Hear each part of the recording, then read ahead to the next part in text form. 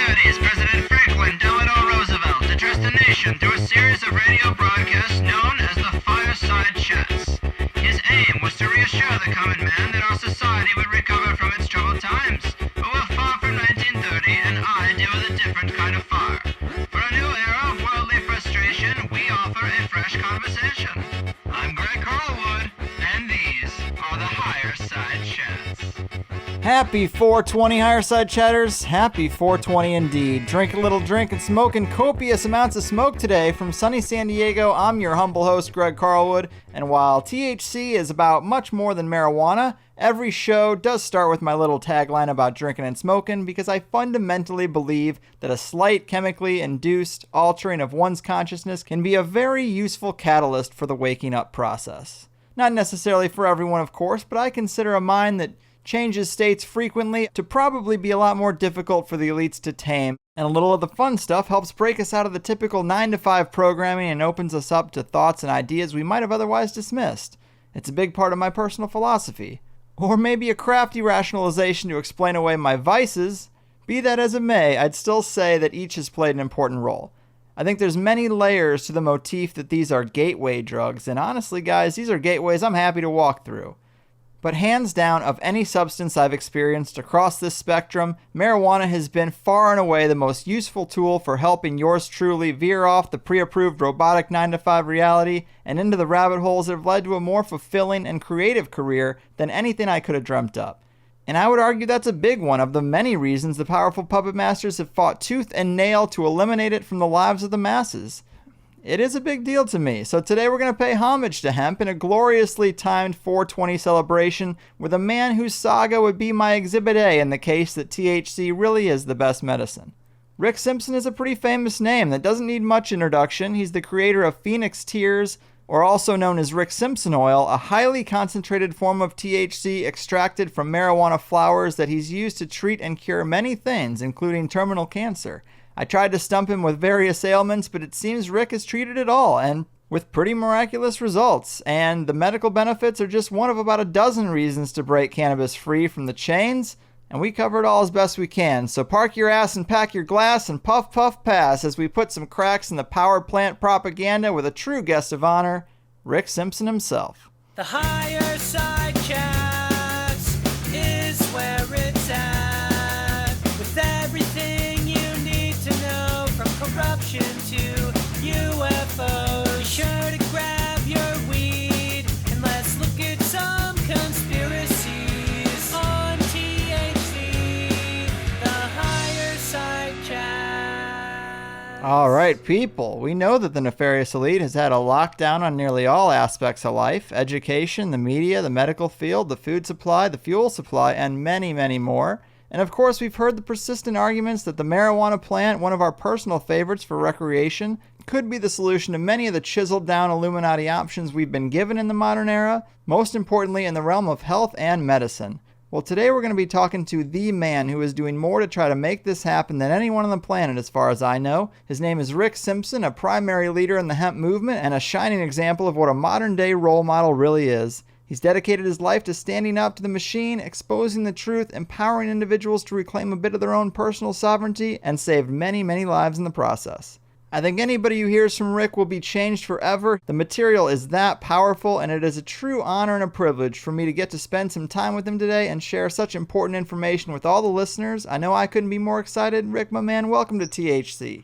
Well, thank you very much, Greg. I'm happy to be with you. And, I just want to get the word out to people how simple this medication really is. Mm-hmm. My goal is to get people to become self-sufficient again. Grow your own plants, make your own medicine. This is a natural, God-given plant that is harmless in nature. It is non-addictive, and no one ever had the right to outlaw its medicinal use in the first place.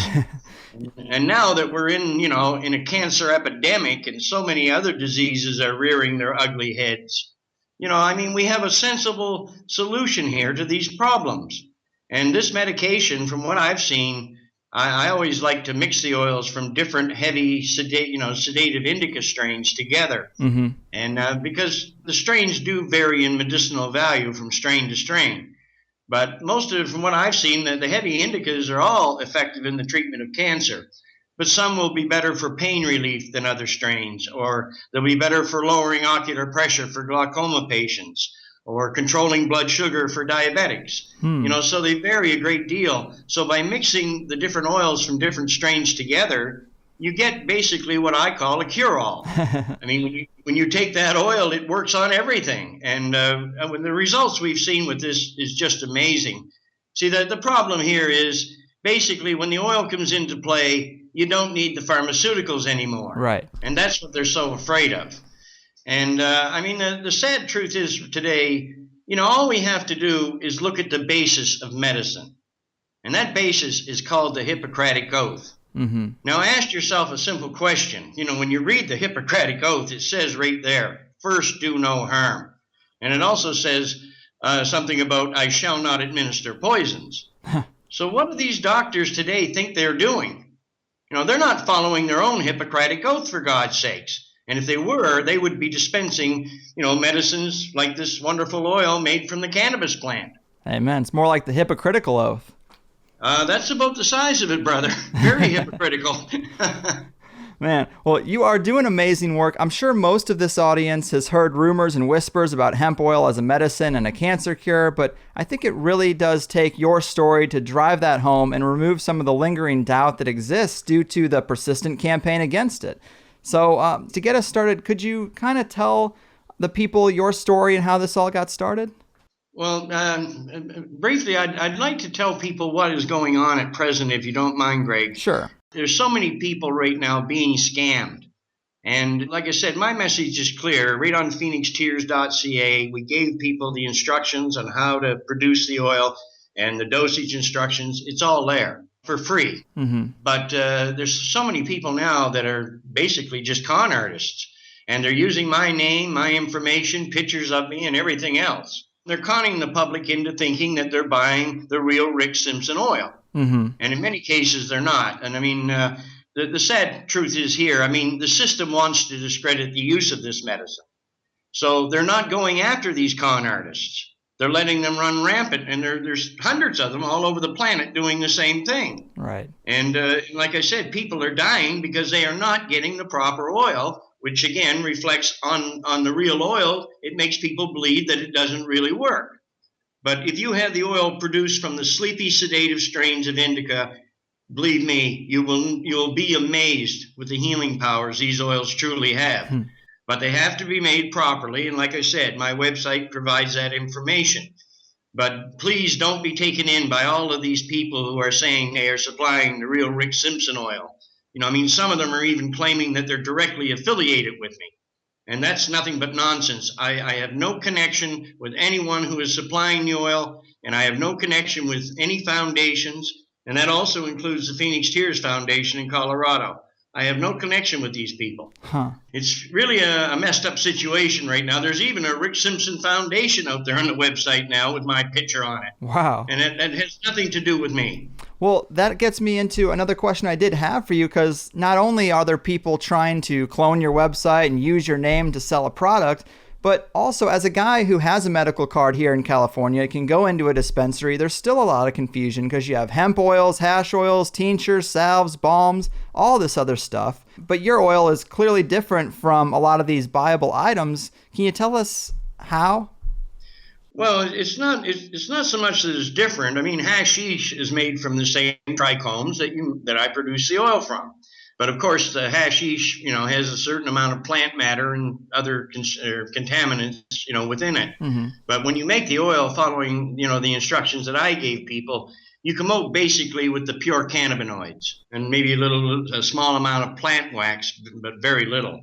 And these medicines that you can produce from this plant have already proven themselves. You look up on the internet, on YouTube, and there's hundreds of testimonials up there from people everywhere that have used this for cancer, multiple sclerosis, AIDS, all diseases. And it's proved to be a very, very effective medication. So, I think there's abundant proof out there right now for anyone. And, and the scientific studies are all there to back it up. It's just that the big money people who stand in the background that really run our governments, and they're really running the whole planet. I mean, they're the same people that control the pharmaceutical industry, the oil industry, the pulp and paper industry, the news media. They're in control of it all. Absolutely. So we're never told the truth. It's always their agenda, but the simple truth about this plant can no longer be hidden. I mean, its medicinal use goes back for thousands and thousands of years. Man's oldest known and safest medication. It's only been in the last few decades that it's been outlawed. And it was outlawed simply because it was a huge threat to so many big money interests. The cotton industry, the pulp and paper industry, the energy providers, the pharmaceutical companies. When you start seeing all the different uses this plant has, because I mean, today you can make basically over 50,000 different things from this plant.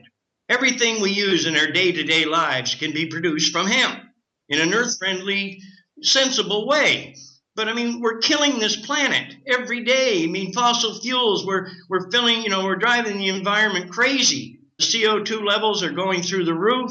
If we were growing cannabis and using it as a fuel, it's like they say now with the new enzyme processes, that as much as 1,800 gallons of ethanol can be produced from one little acre of hemp. Right. Now that's enough to run your car, heat your home, and have a few hundred gallons left over every year. They don't want us to be self-reliant and independent from them. Mm-hmm. They need our business, but their business is actually killing the planet. All of these hemp-based industries that are very viable, we could take these industries and take these polluting industries we have today and switch them over into earth-friendly hemp-based industries. We'd have more employment. We could put people back on the land. In fact, I think we could bring an end to unemployment. It would answer so many of our problems. And if we keep going at the rate we are, we're not designed to live in a poisoned environment. Our immune systems now are all compromised due to this toxic, environment that surrounds us. And to me, the only rational answer is to simply grow hemp on a grand scale and let's get back to reality. Like I said, this is a God-given plant, and it's our natural right as human beings to use, these medicinal plants to heal ourselves. And no one has the right to tell us that we can't. So Amen. I think it's time for governments to grow up, and I think it's time for people everywhere to grow up. If we're going to save ourselves and we're going to save this beautiful planet, we better roll up our sleeves and get at it.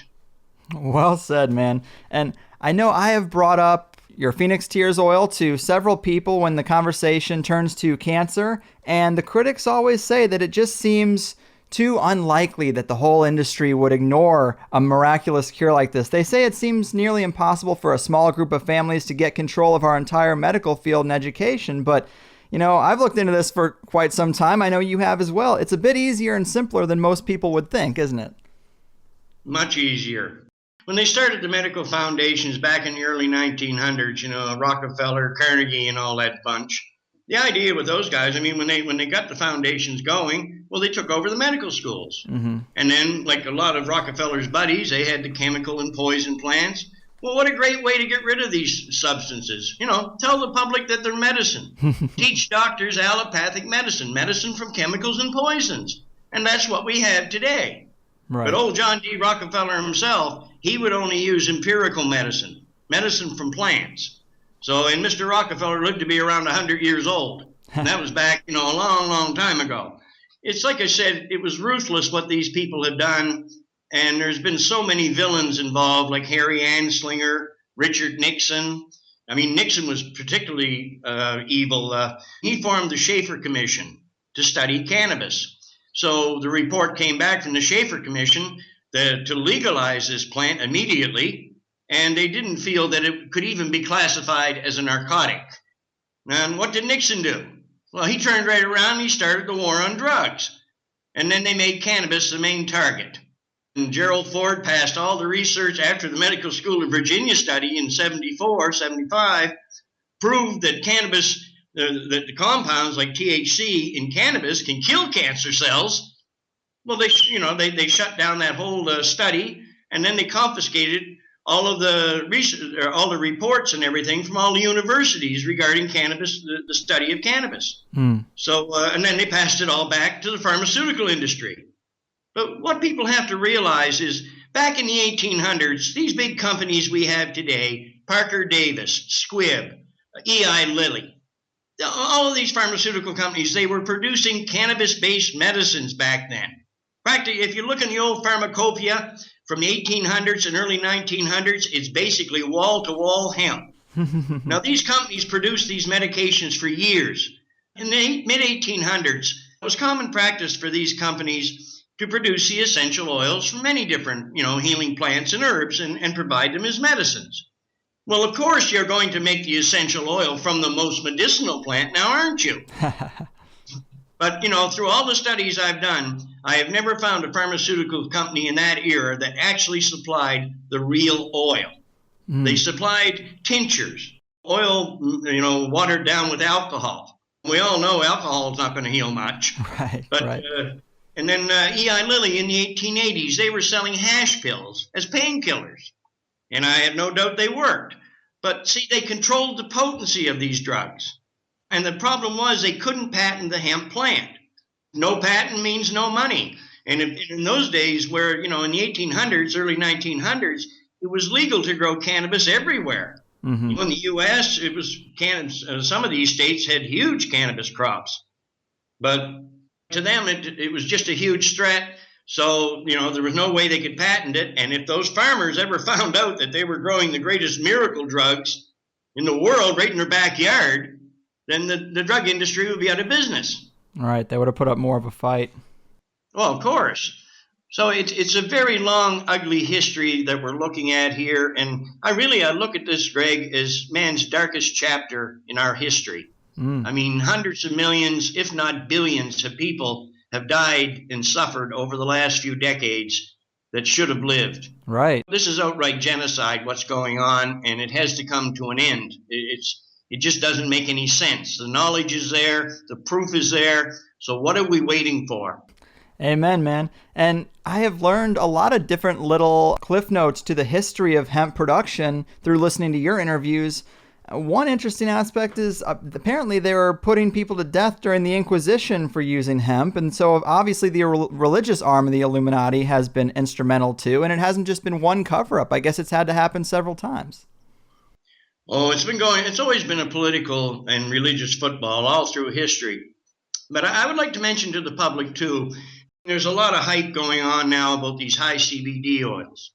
Now, believe me, I love all the cannabinoids. They're all wonderful. But the trouble is we don't even know how many there really are. Last count I heard was that Dr. Hanush had isolated 108 different cannabinoids, and he felt that there was still more.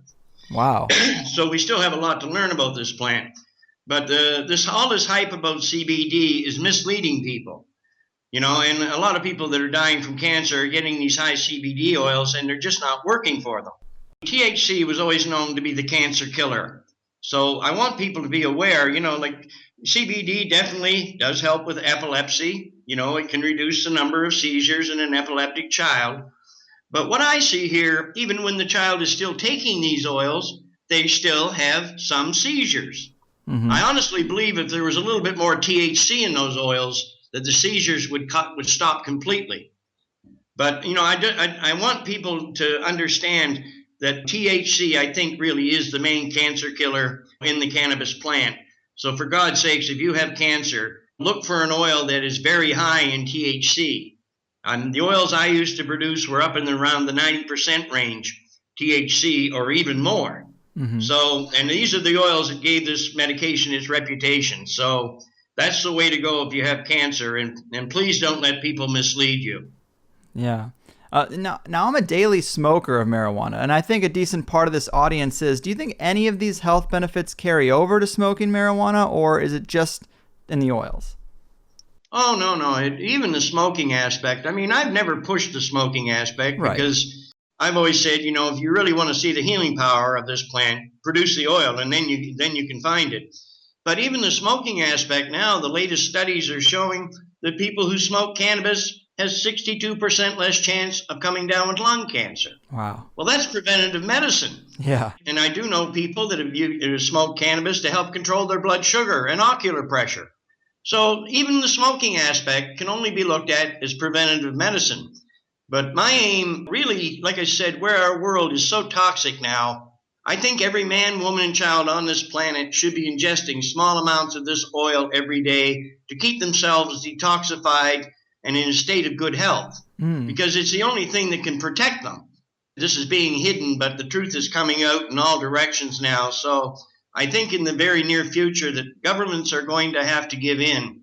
I mean, at present, they're still in bed with the pharmaceutical companies, and they want the pharmaceutical companies to supply, this oil. But the simple truth is, most people today, especially in a lot of these countries where they've had financial problems, the people just don't have the money to play these pharmaceutical games any longer. Right. So what's going to happen, the poor people will simply go out and grow their own plants, and they'll produce their own oils, because we've showed them how since 2004. And I don't see, what can a government do? What are they going to do? Put everyone in jail? The end result of this, I think, is going to be total freedom. We will be able to grow as many plants as we want and use it for whatever purpose we want, because it's all for the benefit of mankind, and it's for the benefit of this earth. Well said. Man, you must get so frustrated when you see all these fundraisers and pink ribbons and charities when the solution is right there being ignored. Well, these cancer societies, matter of fact, all these medical foundations, I think for the most part, they're all frauds. Yeah. The Cancer Society is particularly guilty because I contacted those people back in 2003, and they just brushed me off. So the whole damn thing is a fraud, and I feel sorry for the people that donate money to these causes thinking that they're actually doing some good, because, I don't know where all the money's going, but I don't see any cancer cures coming out. And like I said, when I contacted them, they just basically rejected it, even though I had proof to back up everything I was saying. Right. So, what are these people doing, and why are we giving them money? I know in Canada, the only organization my father had any love for at all was the Salvation Army. He said they were the only ones doing any good. And I think maybe Dad was right. Yeah. Man, it's so sad because critics want to see the evidence, but yet they don't understand that there is an embargo in a large way against a lot of the research and a lot of the evidence. I mean, like you said, there are some studies out there. There's plenty of them out there, but they're not promoted. You have to really go digging for them. And I guess I would ask you, since you've been doing this, what's your success rate been for the people that you've treated? Oh, extremely high. If we get a patient before they take chemo or radiation, if they just come with a diagnosis of cancer, it's basically a given that they can be cured. You might not get 100% all the time, but I'm telling you, brother, you're way up in the high 90% range. Man. And so it's just done amazing things for so many people. But even the ones that come after they've taken chemo and radiation, if they follow, my instructions, of course, I always advise them to ingest a great deal more oil. The standard cancer treatment is 60 grams of this oil, just a little over 2 ounces of oil. And you take that over 90 days. And usually after 90 days, if you have a serious cancer, it's gone. And usually many other good things have happened to your body along with it.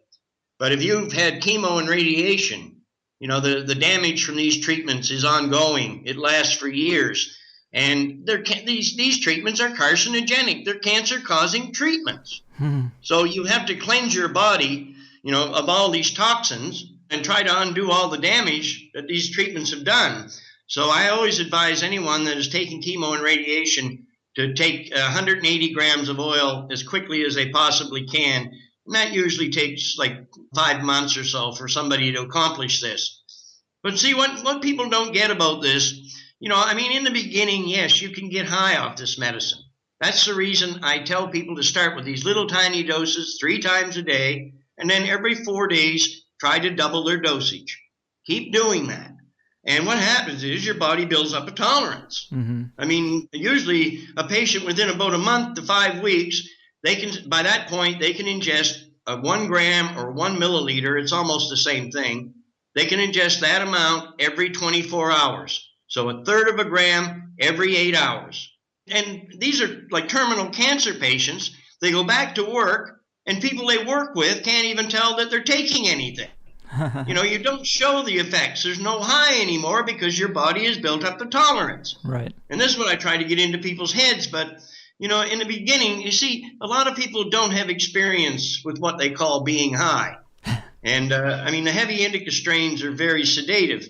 And what I tell people, I said, when you start to ingest this medicine, if it makes you feel sleepy, don't fight it. Just lay down and go with it and enjoy the ride. It's not going to harm you. Right. But people are like some people, they try to fight the sleepy effect, and then that causes anxiety and things of that nature. But often people are getting the wrong oils too, made from sativa strains. Now these strains, I always recommend people do not make oil for internal use from sativas. They are and many of these sativa strains are so energizing, they're scary. Yes. I mean, you literally bounce off the walls on this stuff. Mm-hmm. So this is not what I want. I want a terminal cancer patient laying down and sleeping. And that's what the heavy sedative indica strains promote, sleep and rest. Mm-hmm. And that's a very important part of the healing process. Yeah. And the medicine aspect of this is what's so important, so crucial. I mean, we're saving lives, but at the same time, I think people need to get away from the idea that being high is somehow wrong or immoral or evil. It's relaxing, it's euphoric, it's enjoyable. And if it comes along with medicine, just enjoy it rather than being so concerned with, oh my gosh, I'm high. I've been told my whole life this is a bad thing, or I need to weed out the high from the medicine. Just accept it as it comes, I would say. You're right, brother. I mean, all of this hype over, psychoactive. Cannabis is psychoactive. Oh, how scary is that? What's the most psychoactive substance on this planet? Could it be called a substance called caffeine in our coffee? Right. Are we going to outlaw coffee? This is so stupid what they're doing, or what we're allowing them to do. I mean, all this reefer madness was nothing but a pack of lies, and we all know it. And every law, statute, or act that was ever put in place to prohibit us from the use of this plant, they were all put in place with the use of corruption. Mm-hmm. Now, in a free and democratic society, are we supposed to react to laws that are based in corruption? I don't think so. And I think it's just about high time the public realize this, and they should start telling their politicians to wise up very quickly. Mm-hmm. I mean, people are dying here for no damn reason other than greed, and I think we've had more than enough of it. Amen, man. And it does seem like the tide is finally kind of starting to turn, at least in terms of education, but this discovery really has turned your life upside down. I mean, they have fought you tooth and nail. You've been going against the grain so much to try to speak out about this, right? It has not been easy. Well, I just went about it in an honest way. I mean, you see, in 1972, my cousin died at 25 years old from cancer. Now, at that time, I was 23. He was the first person I ever knew that even had cancer, and he was the first person I ever knew that died from it. Mm. Cancer was quite rare, and that was only like 45 years ago. But today, it's everywhere, So, I mean, about 3 years after my cousin died in 72, I was leaving work, and this report come on this local AM channel. It only had a broadcast range of about 20 miles, a little AM channel in Amherst. And it was the reporter, he was laughing like a fool, but he was saying, like, this study just in. Some study in the U.S. has found that THC, the active ingredient in marijuana, has been found to kill cancer. Kill cancer cells. So, but he's laughing like an idiot. So I when I heard this, I thought, this guy's just got a sick sense of humor. Right. But it stuck in my brain because of my cousin's death. And then 30 years later, I put that knowledge to good use, and guess what? It's all true. And the study he was referring to was a Medical School of Virginia study, which proved just that. So, so the American government has known for sure since 1974, 1975, that this is a very probable cure for cancer. What have they done about it? They still got it listed, as a non-medicinal plant, Schedule 1. And on top of that, the American government themselves, a few months after I started raising a ruckus about this back in 2003, the American government goes out and puts medicinal patents on the plant that they say is non-medicinal. This is insanity. It is, man. And we did talk about your success rate, very high success rate, but just to silence all the critics who might say, well, what about the sample size? What about how many people have been treated? Yeah, I mean, you've treated probably thousands with this oil, right? Well, when I was still in Canada, I treated, I'd say well over 5,000 people with all kinds of different medical problems.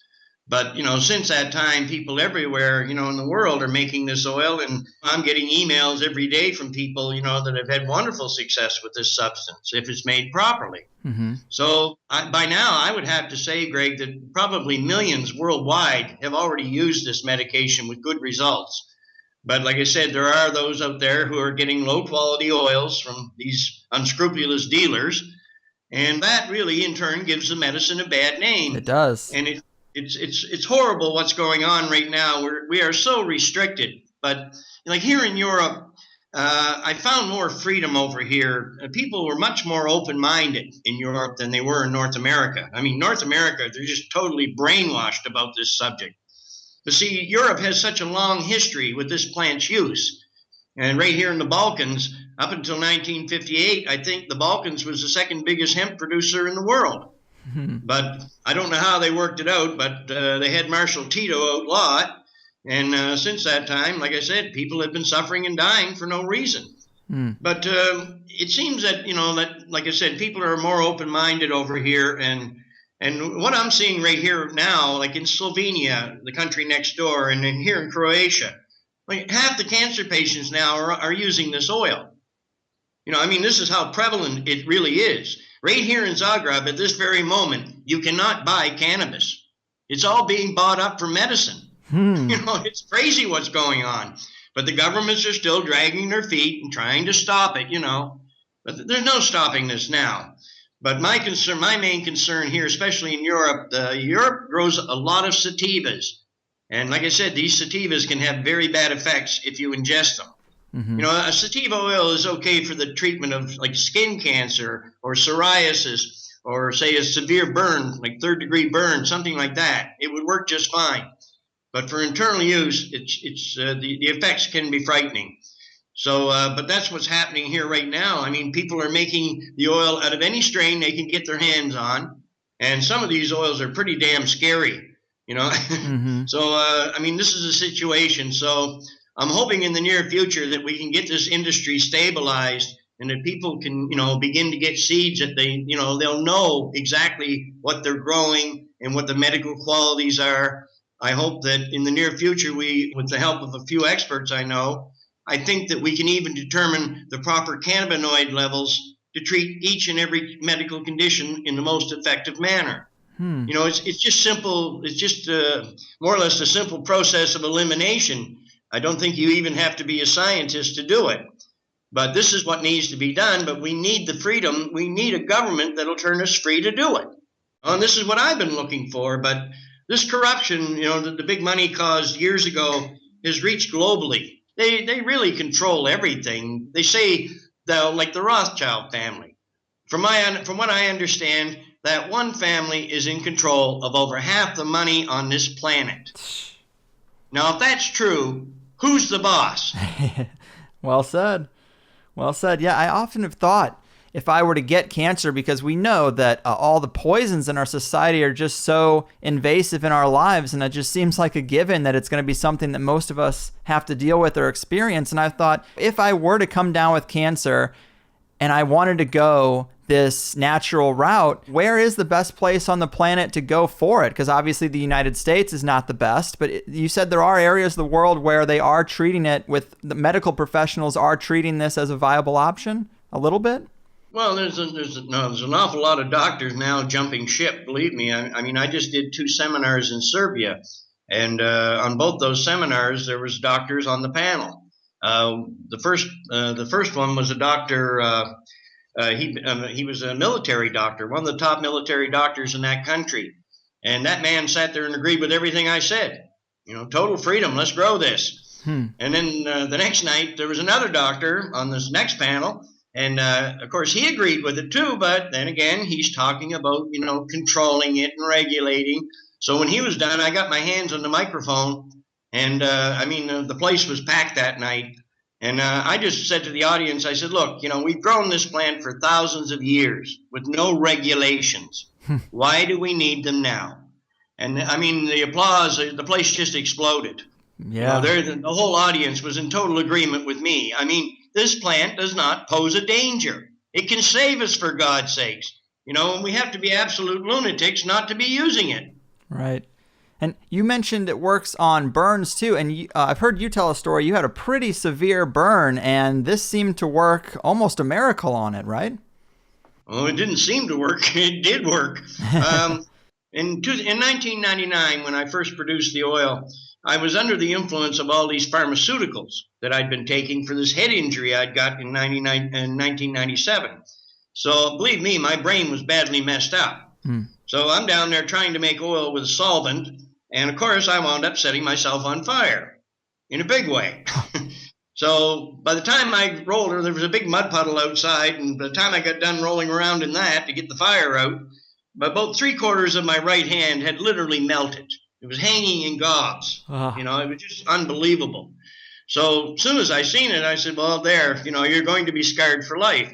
So I went in and I put it in a bucket of cold water, and a few hours later, my girlfriend at that time, she came down and she cut these gobs off. It didn't hurt because it's all dead. You don't feel it. Right. And about 4 or 5 days later, she said to me, she said, Rick, you've got to go to a doctor about this. So anyway, I go in to see this doctor, and as soon as he looked at my hand, he said, when did you do this? And I said, well, 4 or 5 days ago. And he said, my God, man, you got 3rd-degree burns. He said, and he said right there, he said, there's nothing I can do. So he just took some gauze and he wrapped my hand up. And he told me to come back in 7 days and that they were going to arrange for skin grafts from my back and my ass and things. So, I was still under the influence of the pharmaceuticals, so I just got up and staggered home. And, of course, when I got home, I thought, well, I'm going to make this oil come hell or high water. So downstairs I went and I started making the oil again. So this time I got the whole bandage just soaked in the oil solvent mix. And after about 3 days, the bandage became so ugly and dirty, I just took it and threw it in the trash. But what was amazing about the whole thing, 7 days after the doctor had told me to come back, I went back to him. And when I put my hand out, his eyes got as big as 2 saucers. He was just, and he looked at me and he said, 7 days ago, you had 3rd-degree burns. He said, today, all that's there is pink skin. Even the hair follicles grew back. It was amazing what it did. Not a scar on my hand. My right hand looks the same as my left. No scars. So, if this can regrow my hand, when you look at the agony people go through in burn units, you take a child that had bad facial burns in a burn unit, they're going to go through months and months of hell. Now, if you put this simple oil, if you gave them this simple oil as a treatment, do you think you might regrow that child's face? Right. I do. And we can do it without scars. So why isn't our burn units using this? Right. It's so sad when you hear all the widespread uses. The pharmaceutical industry, people trust it, but it's such poison. One of my best friends now has Crohn's disease, which was caused by taking Accutane for acne in high school, which is just a pharmaceutical. And now he's having trouble for life, and he's starting to look into the possibilities of hemp oil. Of course, he can't get it where he lives or doesn't have access to the supply to make it. I'm like, hey, if you care about your health, man, you might need to move to a freer state or a freer country because your health should be number one. Well, when it comes to Crohn's disease, there's no question he's on the right track. This oil just works miracles for people who suffer with this condition. If you go on YouTube, there's a lady who put a testimonial up there named Shauna Banda.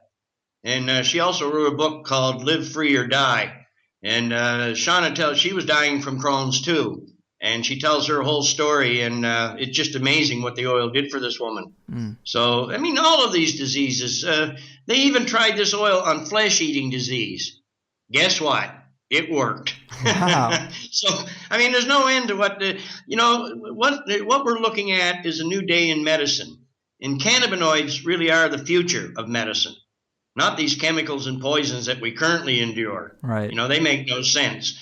And like I said, when you look at radiation, chemotherapy, that's just poisoning. Do you really think it's a good idea to give someone enough poison to kill their immune systems and watch all their hair fall out? And this is supposed to be helping them, even though the doctors we all know, these are carcinogenic, cancer-causing treatments. To me, it's like going into a hospital with a bullet wound and some doctor coming out with a gun and shooting you between the eyes to cure you. It just doesn't make any sense. Also, there are a lot of things the medical system uses, like these CAT scans, PET scans. more and more radiation. Even a damn X-ray could possibly give you cancer because radiation causes cells to mutate. Mm-hmm. So when you look at these CAT scans, you're taking hundreds of times more radiation than you would take from a single X-ray. Mm-hmm. So again, I think they're just putting the patients in danger. Man, so you mentioned how many things this can possibly treat. Of course, it just seems like a general immune booster, but are there any physical injuries or illnesses that you haven't seen it have an effect on? Well, honestly, brother, I can't say that there has. I mean, it works on everything. If you have the right oil and it's produced properly, I really don't know of any medical situation that it can't be used effectively. I mean, this oil will even stop a toothache. And like I said, even on third-degree burns. If you put this oil on a third-degree burn in just a matter of 2 or 3 minutes, no more pain. It's a natural anesthetic, and it's also a natural antibiotic. And it heals the body so rapidly, it's just beyond belief. But today, I've got to the point now, I've dealt with a lot of people, and believe me, people can give you a lot of headaches. So I like dealing with animals. We've treated a lot of dogs and different creatures with this oil with wonderful results. And when you work with animals, animals don't worry about overdosing. You just give them a dose, they go sleep, and they get up and they take another dose. Right. Since you take an animal like a dog, where their metabolism is so much quicker than a human's, it's almost like you can see, them healing right before your eyes. It's not uncommon to heal a dog with terminal cancer in a week and a half to 2 weeks. Mm-hmm. It just does amazing things. And you give an old dog like this oil, the rejuvenation you witness is just beyond belief. I gave a dog that was around 20 years old, I give her 2 doses every day, about a quarter of a gram per dose, big doses. It knocked her down, but I gave her 2 every day for 5 days. At the end of those 5 days, that dog was like a newborn pup. It was running back and forth to the road, which is over 100 yards each way, just like it was 1 or 2 years old. It was amazing, the difference. Wow. So it can be used in so many different ways for all animal life. I mean, we all have what they call the endocannabinoid system, the CB1, CB2 receptors. Dogs, cats, horses, elephants, humans, we all have it. And this is what it's designed for. Our own bodies produce cannabinoids. But when our immune systems become compromised, and we take things like these antibiotics that the medical system gives us, which actually kills everything, then our immune systems are trying to come back. But it's at times like that cancer can rear its ugly head, because then it can gain a foothold, because the immune system is, again, it's not producing enough natural cannabinoids to kill the cancer cells off. Mm-hmm. That's when these cannabinoids from the hemp plant come into play. And the decarboxylation, that's another important thing about these oils. If you follow my instructions, from what I understand, it achieves perfect decarboxylation, even within a rice cooker. And all you're really doing is you're removing the carboxyl group from the molecule. And when you do, then it will fit right into our receptors. And that causes the cancer cell death. So, this plant in reality is man's best friend. It's, we've used it all through history for clothing, for food, for fiber, textiles, paper, you name it, and medicine, of course. So, what are we doing by allowing this plant to be outlawed in the first place? So I think it's time for the human race to grow up and, we need the freedom to do this. And once we set the cannabis hemp plant free, I think we'll set ourselves free. Well said. And I know a lot of the critics that I've talked to about this, they say, oh, well, the science is so vague, but you just laid it out pretty well right there. It just seems like there is a pretty concrete connection between the cannabinoid receptors we have in the body and the immune system. They seem to be very interlinked. And I think that might be one of the things that the medical community is trying to not let people realize. Oh, that's very true. But see, where I catch them every time, I've done, so many interviews and lectures and seminars on this subject, with some of the top experts in the world. And I always tell the audience basically the same thing. Don't believe a word I'm saying. Simply go out, purchase about 30 grams of good high-grade bud, preferably indica, but you could use sativa for skin conditions. And take that bud, it's only 30 grams, and produce the oil from it, which should give you somewhere around 4 grams of high-grade oil. Then you go out and you find someone with skin cancer or a diabetic ulcer that won't heal, a third-degree burn, or psoriasis. Just put the oil on, put a bandage on, and about every 3 days, change the bandage, add new oil, watch what happens. Anybody can prove this. I mean, the medical system can't even heal a diabetic ulcer, for God's sakes. Medicine today is nothing but a dirty joke. It's all about the money. I honestly think that doctors would like to be able to heal their patients for real. But at first I used to blame the doctors and the politicians and the legal system for all of this. But the reality here is we've all been brainwashed. They're no more guilty than we are. But, where there is so much proof now, I think it's time that governments of today, I mean, we know that these governments in the past were corrupt and they put these laws in place. But where we have so much evidence today, I think it's time that governments who are thinking rationally should get up and say, okay, let's repeal all of these laws and throw them in a trash can where they belong. Set the plant free, set the people free. And in the end, I don't think they'll have any choice. Right. I totally agree with you. Now, I myself, I have pretty good health relatively, but I do have allergies. I've taken a lot of supplements and a lot of, trying to take natural immune boosters in a pill form, and nothing really ever seems to work. And I'm not going to take the pharmaceuticals for allergies. I just deal with it. Have you seen people who have like chronic allergies have effects by taking the oil? No, I've had many people that were suffering with allergies. I remember one lady in Macan, she used to break out every year in these big lumps. And they would be so itchy, and she would scratch them until she bled. They were all over her body. She started taking that oil for other purposes, and she had 5 or 6 different things wrong with her. The oil healed every one of them, and she hasn't suffered with any allergies ever since. So this is the most rational treatment I know for somebody to take that has, allergy problems or any other medical problem, really. I mean, a lot of the patients that came to me, like a lot of these patients were taking, 24, 30 pills a day. I always told the patients, I said, look, I'm not a doctor. I can't tell you what to do. But I can tell you, if you try to take the oil along with these pharmaceuticals, the oil is going to let you know that it doesn't like it.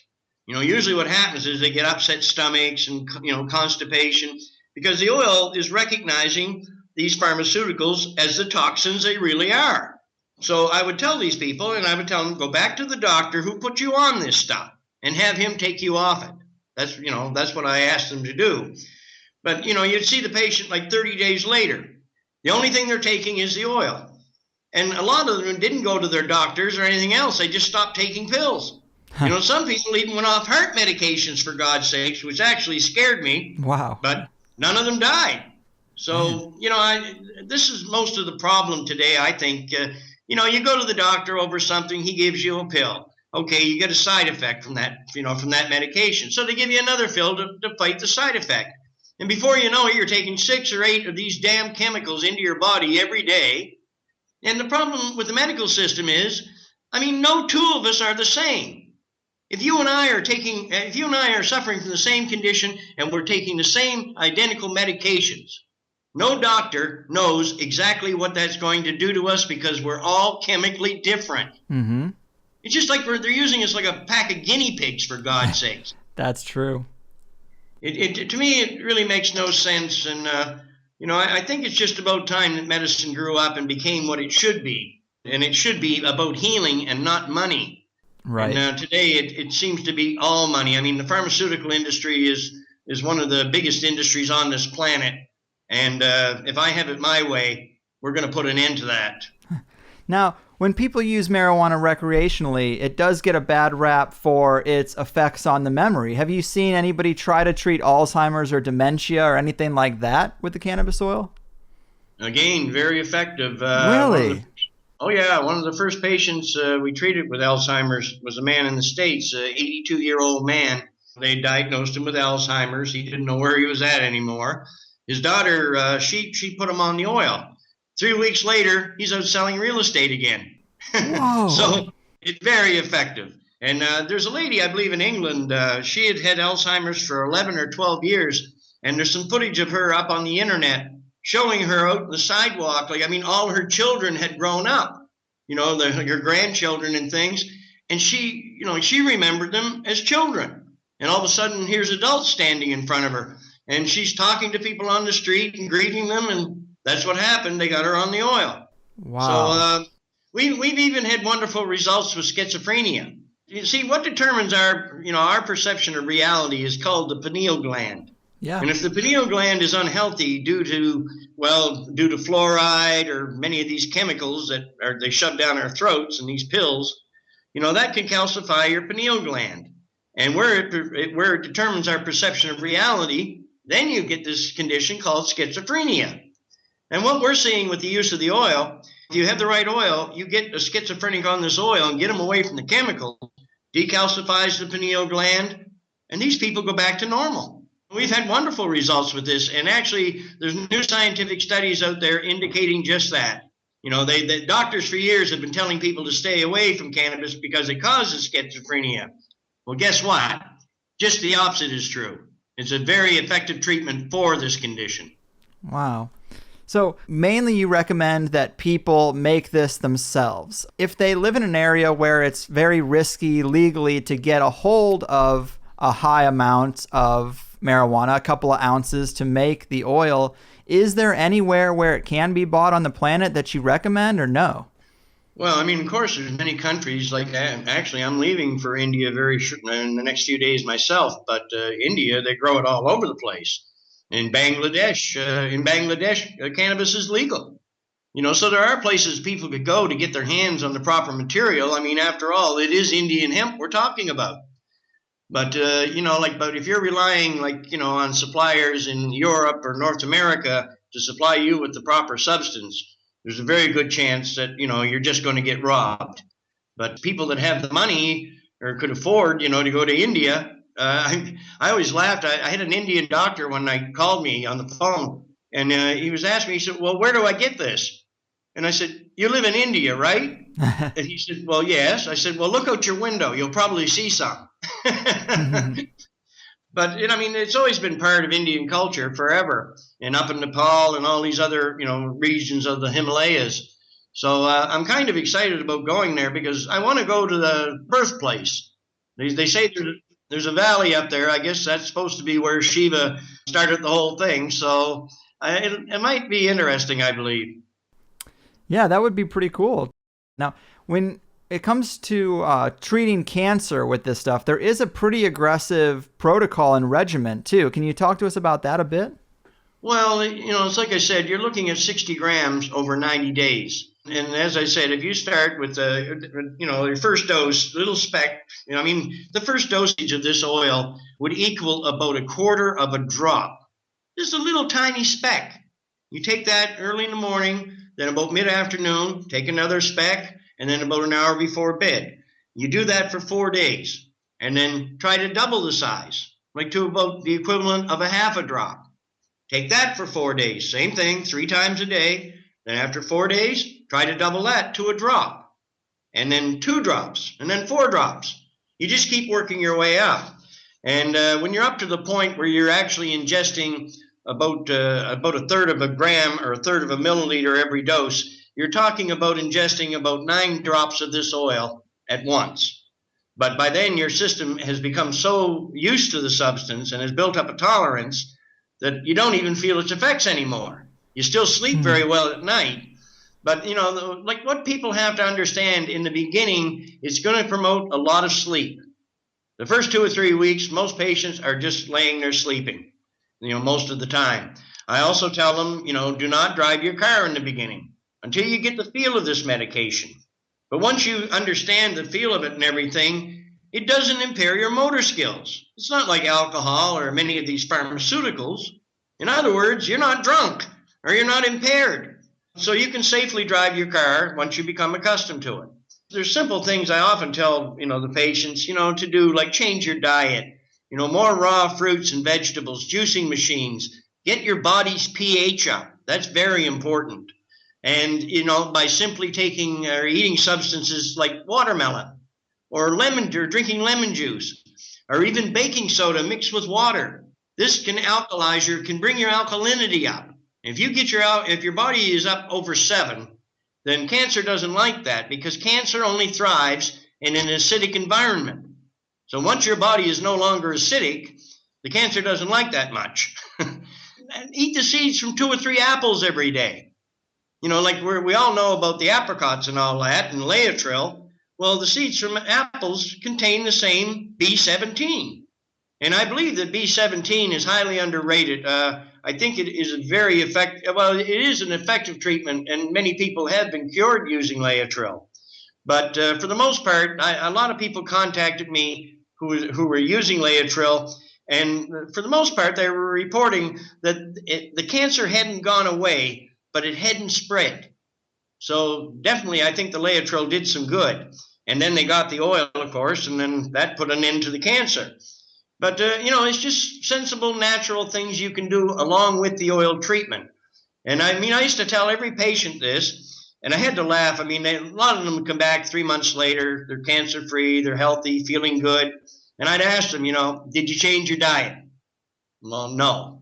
I don't think there was one person in 50 that actually changed their diet or did anything else, but the oil still cured them. Wow. So that's the way it is with this. But I've had a good number of patients that actually have cured their terminal cancers in 1 month. They took the whole treatment in 30 days. The first guy that did this, he was about 50 years old. He was dying. I could tell. He had maybe 3-4 weeks left, if that. He had a 16-year-old son with him. So I just asked him point blank. I said, did you ever smoke cannabis? And he said, well, of course. And I said, okay, you've got no fear of this. You understand what cannabis is. So I said, normally I would start people off with smaller doses. But I said, in your situation, if I were you, I'd go home and I'd jump into this with both feet. So 28 days later, same guy contacts me. He wanted to come see me. So he came, and when he comes through the door, I didn't recognize him. He gained about 20 pounds. He looked great. And he's sitting there across the table from me. And so I looked at him and I said, how much oil have you ingested? Well, he said, I took the whole 60 grams. And of course, that surprised me. And you ate 60 grams of oil in 28 days? And then he said, well, did I do something wrong? And I said, no. I said, you did everything right, but how did you do it? And he said, when I went home, he said, when I left that day, he said, I went home and he said, I started taking dosages every 6 hours. And he said, every time I took a dose, I took more. He said, for the first week and a half, he said, I couldn't get off the Chesterfield. It just kept him glued to the Chesterfield. And he said, then one morning I got up and he said, I took this great big dose. And he said, nothing happened. And he said, after that, he said, I just flew through it. 2 days later, he was declared cancer-free. So, and this has happened many, many times. It's really all about getting the medicine into you. Right. Like a tumor is just a side effect of an underlying condition that's allowing cancer to spread, to grow and spread. But when you're taking the oil, you're not only ridding yourself of the tumor, the oil is also going after the underlying problem.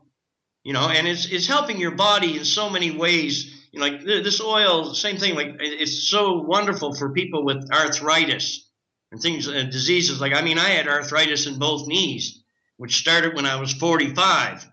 But since I've been taking the oil now for 14 years. Since I've been on this oil, I get joints like a teenager. Mm-hmm. And I strongly disagree with this thing too. We all get a little absent-minded as we get older, but I think what happens is when people smoke cannabis, their mind starts to wander to different subjects. You start thinking about things in different ways. And then often when you're on a subject, you just kind of phase out and you're thinking about something else. That doesn't mean that you're really that impaired or anything, but people seem to have a lot of concern about this. But as you can see, I've been ingesting this oil now since 2001, and I really can't say that it's done any harm to my brain or memory.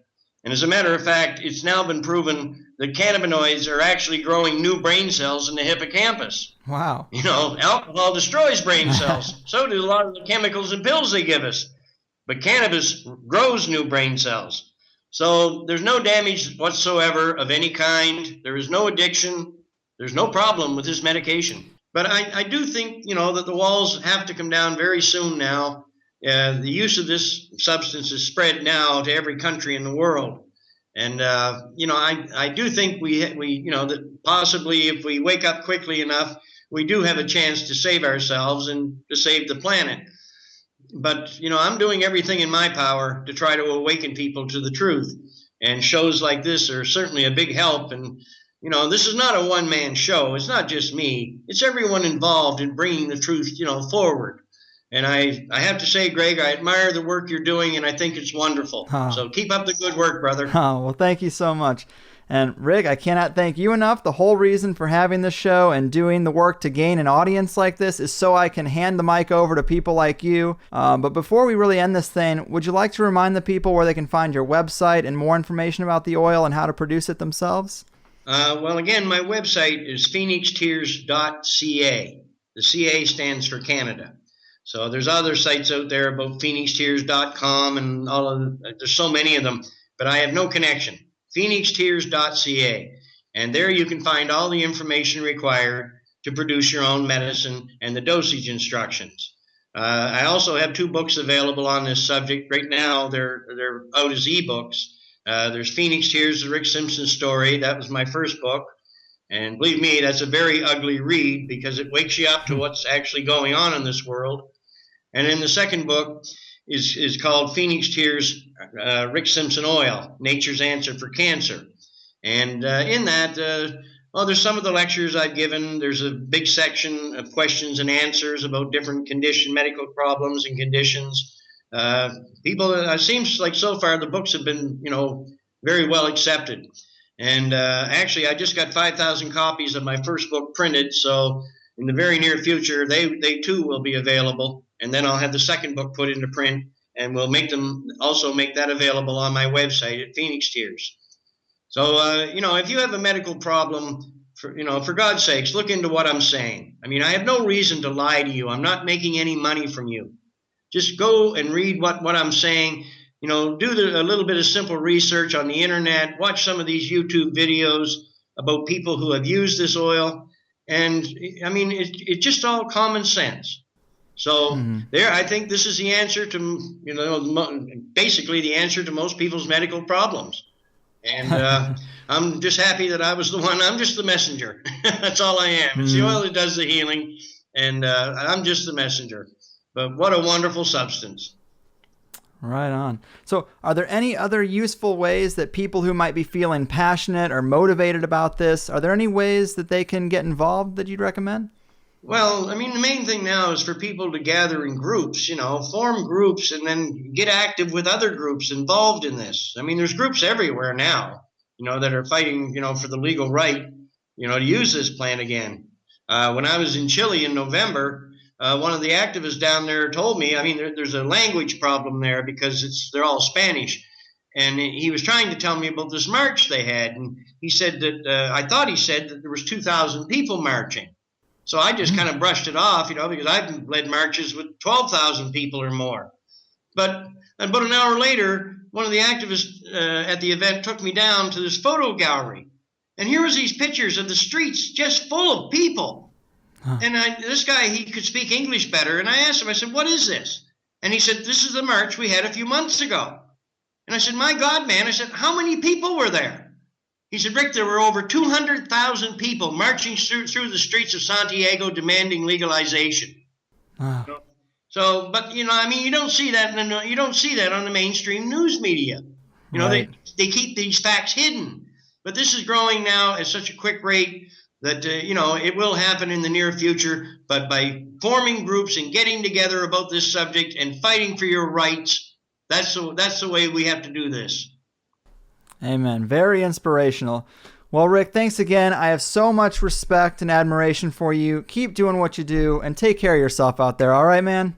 Thank you very much, brother. It was a pleasure. And if you'd like me to come back sometime, I'd be happy to do so. Absolutely. Okay, all right. Until then, take care.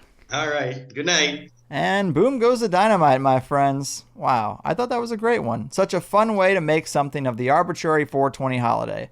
But honestly, saving lives, I mean, that is far from arbitrary. It sounds too good to be true, but the results are there. And smoking out and getting high, yeah, that's great. It's a lot of fun. But we're talking about a lot of lives. And in the Plus show, we got more into the FDA, hemp as a fuel and a food and a building material and livestock feed, and celebrities like Tommy Chong who have used the Rick Simpson oil to cure cancer. A lot of people might be familiar with his case, but I mean, even the mainstream media has done these documentaries about kids who have serious daily seizures and only the hemp oil helps. And it's easy for socially conservative people to smirk and act all high and mighty and say, nah, you just want to get high. I don't buy it. God, it just must make these people want to wring somebody's neck. I don't understand why you can't just have both. I also hate this big campaign with medical marijuana to eliminate the high from it or to consider it less medicinal or less valuable if it gets you high. But the high is a great, completely not harmful aspect of this plant. It's promoted as something dirty or wrong, like sex to a Catholic. To me, it is like saying you're just going to strip away sex from procreation. Sure, we need to continue the species, but we can't have all these people enjoying themselves while they do it. So we're just going to be doing artificial insemination from now on. It's going to be very clinical. Nobody has to touch. It is like that. It's like we want the end game of children, or in our case, medicine. But if people are going to be feeling good along the way, well, then you can forget it. We have got to find a way to filter that out. I mean, who cares? I love it, and I live in it as much as I can, probably, definitely to excess. And I'm sure some of the weirdos out there will consider me hedonistic or a Satanist because I like to indulge in pleasure that doesn't hurt anybody else. Well, let the YouTube comments fly because you finally exposed my pleasure agenda as the stoner Satanist of San Diego. Give in to the pleasure agenda, people. And have a great 420. That is it for me today. I have done my part. Your move, gatekeepers of the ganj. Your frickin' move. I smoke 2 joints in the morning, I smoke 2 joints at night. I smoke 2 joints in the afternoon, it makes me feel alright. I smoke 2 joints in time of peace and 2 in time of war. I smoke 2 joints before I smoke 2 joints, and then I smoke 2 more. Oh, my daddy, he once told me, son, you be a hard-working man. Mama told me, do the best you can.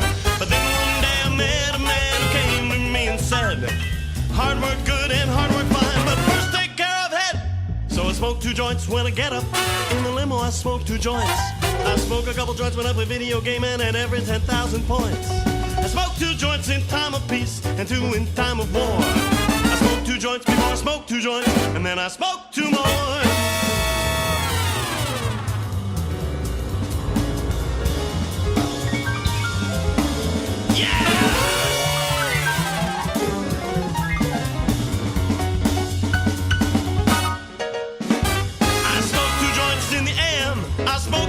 At night.